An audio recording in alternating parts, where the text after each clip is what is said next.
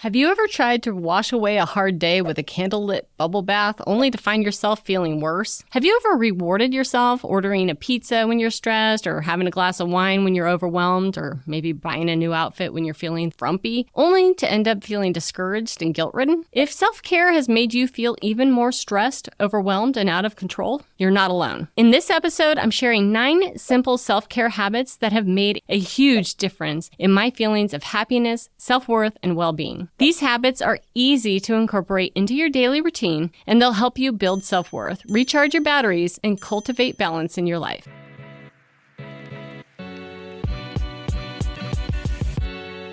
Hi there, I'm Meadow DeVore, helping you with strategies and tools to build self-worth. On this channel, I share self-development tips and practical ways to change your life. Since the pandemic, self-care has become a priority for most people. 69% of Americans reported goals of spending more time on self-care. 67% said that self-care is part of their daily routine, and 70% report that they reward themselves after a hard week. At the same time, prescriptions for antidepressants, anti-anxiety, and anti-insomnia drugs have jumped 21% per year. With all these people prioritizing self-care, why aren't we seeing a trend toward well-being? Why are we still so stressed out, anxious, sleepless, and overwhelmed? Short answer, we're doing it wrong. There's been a major misunderstanding, and one that has robbed us of the experience, outcome, and benefit of caring for ourselves. This misunderstanding has confused self-care with self-pity, self-indulgence, and instant gratification.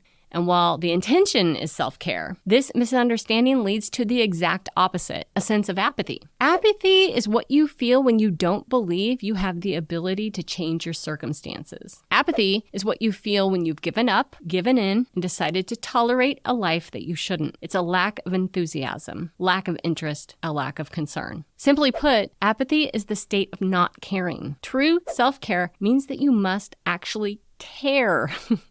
Care requires effort. It requires your attention. It requires that you work towards something that you want. It requires your enthusiasm, interest, and concern. This is what I call self-efforting. And this episode is going to show you how to do it and why it works. Self-efforting is about adding effort to make your life better. It's about building self-sovereignty, self-respect, and self-worth. It's about investing in who you are so that you can become someone better tomorrow. I want you to choose the self-care or self-efforting style that you most need. Your style should be difficult for you. It should actually stretch you, and it should be a little uncomfortable. Self-efforting style 1. Color outside the lines. If you're the type of person who's perfectionistic, who stresses about doing things right, so much that you end up in analysis paralysis rather than taking action, this style is for you. You need to take time, attention, and effort coloring outside the lines. This style of self-efforting is about being willing to do things wrong. It means breaking the perfectionistic rules you'll have for yourself, throw paint at the wall, get messy, run with scissors, and most of all, be willing to break your own rules. Speaking of coloring outside the lines, I just created a self-worth workbook, a daily guide to building self-esteem. I really love it, and I really look forward to sharing it with you. Now, on to self-efforting style 2. Say no, then yes. So if you're the type of person who worries about people around you, tends to overgive, overserve, who tends to be exhausted, overly busy, who never has enough me time, this style is for you. This self-efforting style is going to be hard for you because first you must say no to someone else. And then you must say yes to yourself. This means that you're going to have to be willing to be selfish. Yes, selfish. And also to have boundaries. So you say no to hosting the book club, and you say yes to a yoga class. Or you say no to volunteering in the classroom, but you say yes to walking on the beach. Self-efforting style 3, take the long way home. If you're the type of person who has a to-do list that's a mile long, who strives for efficiency, races through life, and is the person who always gets stuff done, style 3 is for you. This self-efforting style requires that you go against your speedy and efficient ways. It requires you to move at a slower pace, to savor the small stuff, and to soak in the beauty around you. This style isn't about kicking back and relaxing. It's about slowing things down and waking up and experiencing the moment.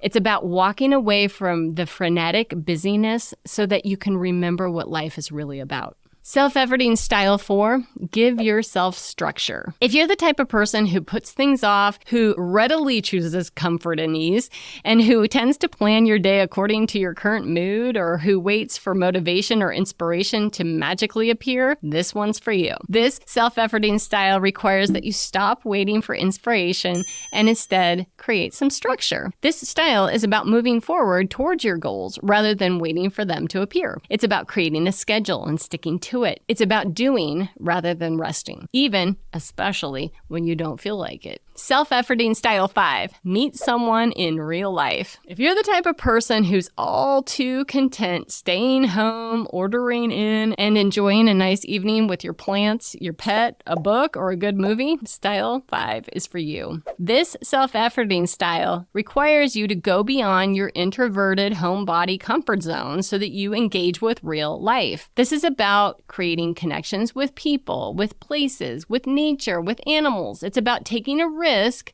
and dipping your toe into the water of life. It's an invitation to adventure, to risk, to the unknown. This style requires that you create a larger life and expand your horizons. Self-efforting style 6, cook something from scratch. If you're the type of person who's frantic, overwhelmed, and anxious, if you're feeling overworked and underappreciated, if you're the type of person who's riddled with self-doubt or feeling like life is just too dang hard, style 6 is for you. This self-efforting style is about making one small choice for yourself and then following it through to the end. It's about working beyond self-doubt so that you can enjoy the process. It's about resisting temptation to give up and give in, and instead to empower yourself and dig into the creation process. Self-efforting style 7, finish something important. If you're the type of person who constantly seeks stimulation, adventure, and fun, the type of person who'd rather be out in the world having experiences rather than sitting home being bored, style 7 is for you. This self-efforting style is about going against your extroverted, joy-seeking tendencies and instead buckling down to do the real work. It's about being willing to stay with the tedium so that you can accomplish a meaningful task. The next self-efforting style is be willing to get a C. If you're the type of person who always hustles, who always wins, who feels pressure to not only get things done, but to get them done with excellence, this one's for you. This self-efforting style is about going against the habit of competing, achieving, and trying to win, and instead cultivating humility. It's about putting down the measuring stick and taking away the pressure. And the last self-efforting style is to get up off the couch.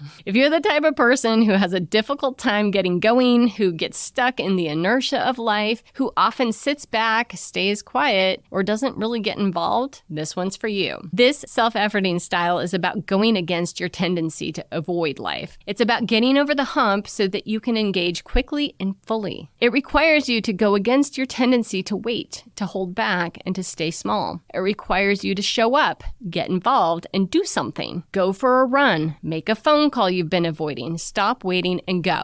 So to recap, true self-care means that you must actually care. Care requires effort. It requires your attention. This is why most self-care routines end up making you feel worse, and why thinking of self-care as self-efforting will make a huge difference in your overall feelings of happiness, self-worth, and well-being. Here are the 9 self-care styles and self-efforting habits that will change your life.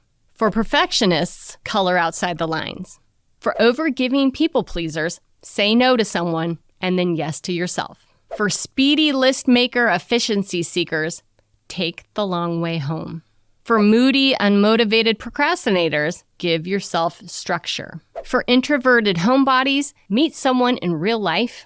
If you're overwhelmed and anxious, cook something from scratch. If you're distracted and ungrounded, finish something important. For the hustler overachiever, be willing to get a C. And lastly, for those of you who are feeling lazy, uninspired, and stuck, get up off the couch.